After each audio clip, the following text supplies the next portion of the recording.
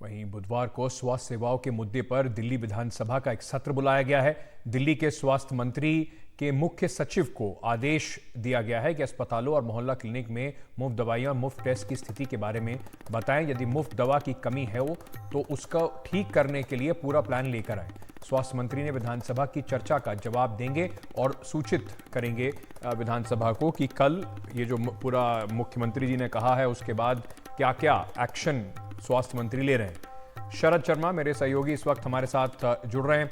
शरद, ये जो पूरा मामला है अब ये कमाल इसलिए होता जा रहा है कि ईडी कह रही है कि देखिए हमारे यहां से ना तो कोई पेन दिया ना पेपर दिया ना अरविंद केजरीवाल किसी से मिलने की इजाजत है, लेकिन उसके बाद भी एक के बाद एक इस तरीके के निर्देश जो हैं वो बाहर आते जा रहे हैं।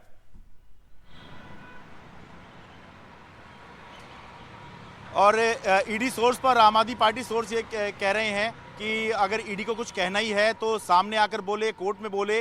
इस तरह से सोर्स के हवाले से क्यों बोला जा रहा है? जाहिर सी बात है, अगर इधर से यानी कि अगर ईडी कस्टडी से ये दावा किया जाएगा कि ईडी कस्टडी से आदेश जारी किया है अरविंद केजरीवाल ने, तो ईडी पर सवाल उठेंगे कि आखिर क्या हो रहा है। दूसरी तरफ आम आदमी पार्टी ये दिखाना चाहती है कि हमने जो कहा था हम वो करके दिखा रहे हैं, यानी जेल से सरकार चला के दिखा रहे हैं। अंकित, देखिए ये मामला कोर्ट में जाएगा। कोर्ट आगे अगर ईडी कोर्ट में रखती है तब आगे क्या होगा हम नहीं कह सकते हैं, लेकिन अभी की स्थिति अंकित ये है कि अगर ये तो अभी तो दावा हो रहा है कि जेल से या कस्टडी से मुख्यमंत्री ने निर्देश दिए हैं।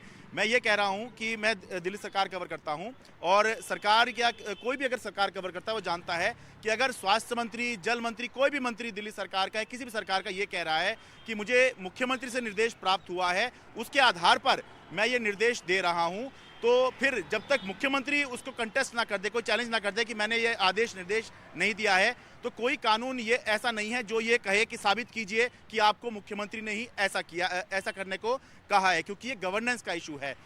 यहाँ की ये भी बात की जा रही है कि अगर निर्देश की बात है, संदेश की बात है, तो कस्टडी में होते हुए कोई भी आरोपी या कोई भी अगर कस्टडी में होता है वो अपने वकील को भी तो निर्देश देता ही है। तो ठीक इसी तरह से निर्देश देने की बात है तो मुख्यमंत्री अरविंद केजरीवाल कस्टडी में रहकर भी निर्देश दे रहे हैं। लेकिन ये अभी जो हो रहा है ये कोर्ट से बाहर है। अगर ईडी कोर्ट में इस मामले को उठाती है तो फिर देखना होगा कि कोर्ट इस पर क्या रुख इख्तियार करती है। लेकिन जहाँ तक कानून के जानकारों की बात है, ऐसा कोई कानून अभी तक नहीं है जो एक तो गवर्नेंस को कस्टडी से या जेल से चलने से रोकती हो या फिर कोई आदेश कस्टडी से आने से रोका जा रहा हो। बाकी जब ईडी कोर्ट में अगर कहेगी तो उसके बाद हमें देखने को मिलेगा और पहली बार पता लगेगा। ये मामला ये इसलिए भी उठ रहा है, अभी तक ऐसा हुआ नहीं था कि एक चीफ मिनिस्टर अरेस्ट कर लिया गया हो और फिर हमने देखा हो कि गवर्नेंस कैसे चल रही है। ये क्योंकि पहली बार हुआ है, इसलिए ये ग्रे एरिया भी है कि अगर ऐसा होता है तो फिर किस तरह से होना चाहिए। बहुत बहुत शुक्रिया शरद हमारे साथ जुड़ने के लिए।